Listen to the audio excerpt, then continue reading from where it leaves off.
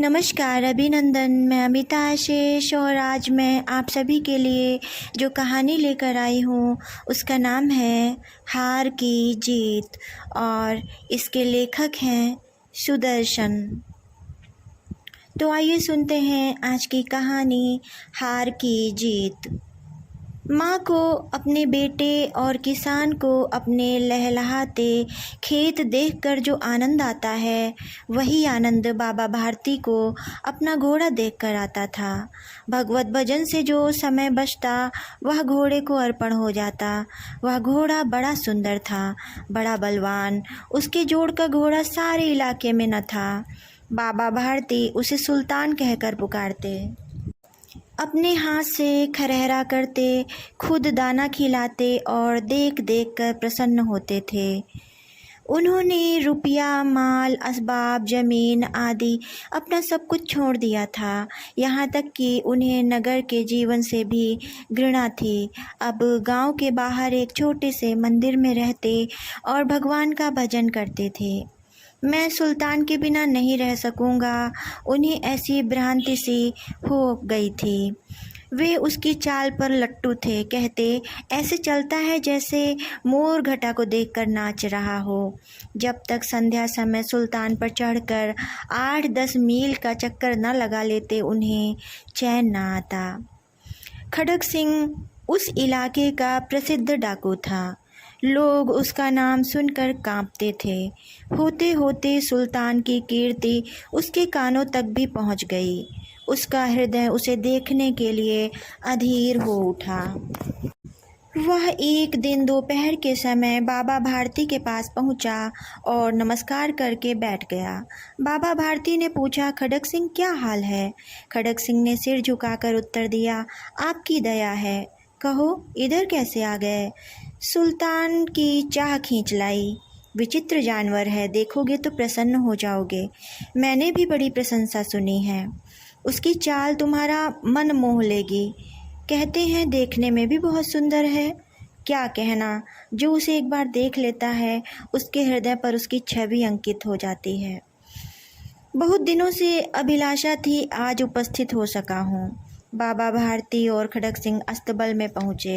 बाबा ने घोड़ा दिखाया घमंड से। खड़ग सिंह ने देखा आश्चर्य से। उसने सैकड़ों घोड़े देखे थे परंतु ऐसा बांका घोड़ा उसकी आंखों से कभी न गुजरा था। सोचने लगा भाग्य की बात है, ऐसा घोड़ा खड़ग सिंह के पास होना चाहिए था। इस साधु को ऐसी चीज़ों से क्या लाभ? कुछ देर तक आश्चर्य से चुपचाप खड़ा रहा। इसके पश्चात उसके हृदय में हलचल होने लगी। बालकों की सी अधीरता से बोला, परंतु बाबा जी इसकी चाल न देखी तो क्या? दूसरे के मुख से सुल्तान की प्रशंसा सुनने के लिए उनका हृदय अधीर हो गया। घोड़े को खोलकर बाहर गए। घोड़ा वायु वेग से उड़ने लगा। उसकी चाल को देखकर खड़ग सिंह के हृदय पर सांप लौट गया। वह डाकू था और जो वस्तु उसे पसंद आ जाए उस पर वह अपना अधिकार समझता था। उसके पास बाहुबल था और आदमी भी। जाते जाते उसने कहा, बाबा जी मैं यह घोड़ा आपके पास न रहने दूंगा। बाबा भारती डर गए। अब उन्हें रात को नींद न आती। सारी रात अस्तबल की रखवाली में कटने लगी। प्रति क्षण खड़ग सिंह का भय लगा रहता, परंतु कई मास बीत गए और वह न आया। यहाँ तक कि बाबा भारती कुछ असावधान हो गए और इस भय को स्वप्न के भय की भांति मिथ्या समझने लगे। संध्या का समय था। बाबा भारती सुल्तान की पीठ पर सवार होकर घूमने जा रहे थे। इस समय उनकी आंखों में चमक थी, मुख पर प्रसन्नता। कभी घोड़े के शरीर को देखते, कभी उसके रंग को, और मन में फूले न समाते थे। सहसा एक ओर से आवाज़ आई, ओ बाबा इस कंगले की सुनते जाना। आवाज़ में करुणा थी। बाबा ने घोड़े को रोक लिया। देखा एक अपाहिज वृक्ष की छाया में पड़ा कराह रहा है। बोले, क्यों तुम्हें क्या कष्ट है? अपाहिज ने हाथ जोड़कर कहा, बाबा मैं दुखियारा हूँ, मुझ पर दया करो। रामावाला यहाँ से 3 मील है, मुझे वहाँ जाना है। घोड़े पर चढ़ा लो, परमात्मा भला करेगा। वहाँ तुम्हारा कौन है? दुर्गादत्त वैद्य का नाम आपने सुना होगा। मैं उनका सौतेला भाई हूँ। बाबा भारती ने घोड़े से उतरकर अपाहिज को घोड़े पर सवार किया और स्वयं उसकी लगाम पकड़कर धीरे धीरे चलने लगे। सहसा उन्हें एक झटका सा लगा और लगाम हाथ से छूट गई। उनके आश्चर्य का ठिकाना न रहा जब उन्होंने देखा कि अपाहिज घोड़े की पीठ पर तन कर बैठा है और घोड़े को दौड़ाए लिए जा रहा है। उनके मुख से भय, विस्मय और निराशा से मिली हुई चीख निकल गई। वह अपाहिज डाकू खड़ग सिंह था। बाबा भारती कुछ देर तक चुप रहे और कुछ समय पश्चात कुछ निश्चय करके पूरे बल से चिल्लाकर बोले, जरा ठहर जाओ। खड़ग सिंह ने यह आवाज़ सुनकर घोड़ा रोक लिया और उसकी गर्दन पर हाथ फेरते हुए कहा, बाबा जी, यह घोड़ा अब न दूंगा। ठीक है, मत दो, परंतु एक बात सुनते जाओ। खड़ग सिंह ठहर गया। बाबा भारती ने निकट जाकर उसकी ओर ऐसी आंखों से देखा जैसे बकरा कसाई की ओर देखता है और कहा, यह घोड़ा तुम्हारा हो चुका है। मैं तुमसे इसे वापस करने के लिए न कहूँगा, परंतु खड़ग सिंह केवल एक प्रार्थना करता हूँ, इसे अस्वीकार न करना, नहीं तो मेरा दिल टूट जाएगा। बाबा जी, आज्ञा कीजिए, मैं आपका दास हूँ, केवल घोड़ा न दूंगा। अब घोड़े का नाम न लो। मैं तुमसे इस विषय में कुछ न कहूँगा। मेरी प्रार्थना केवल यह है कि इस घटना को किसी के सामने प्रकट न करना। खड़ग सिंह का मुंह आश्चर्य से खुला रह गया।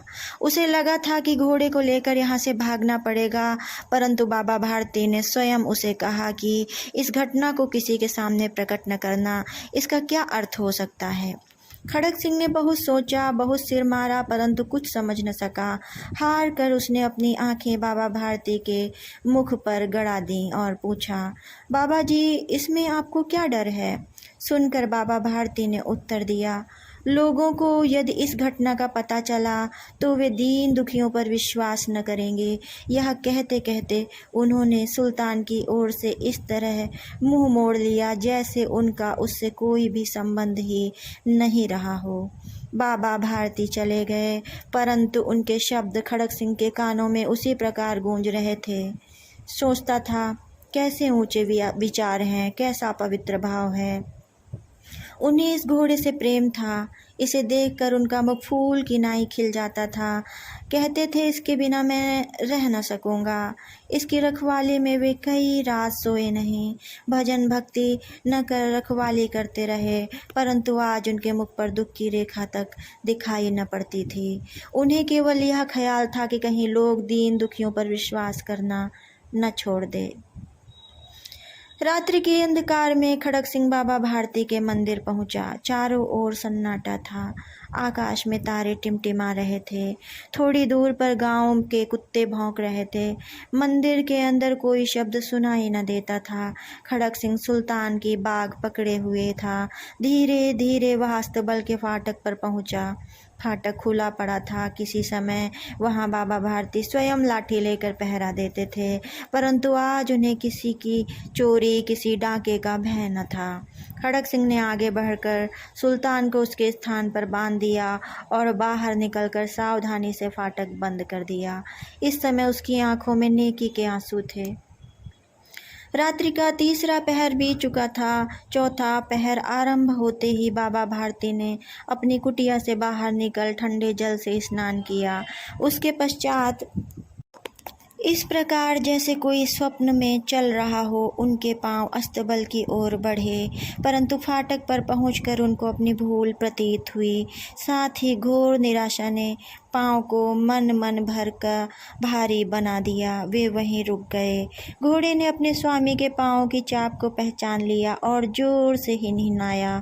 अब बाबा भारती आश्चर्य और प्रसन्नता से दौड़ते हुए अंदर घुसे और अपने प्यारे घोड़े के गले से लिपटकर इस प्रकार रोने लगे, मानो कोई पिता बहुत दिनों से बिछड़े हुए पुत्र से मिल रहा हो। बार बार उसकी पीठ पर हाथ फेरते, बार बार उसके मुंह पर थपकियां देते। फिर वे संतोष से बोले, अब कोई दीन दुखियों से मुंह न मोड़ेगा। कहानी समाप्त। धन्यवाद। नमस्कार प्रिय मित्रों, आपको अगर ये कहानी अच्छी लगी हो तो इसे लाइक और इस कहानी पर कमेंट करना ना भूलें। धन्यवाद।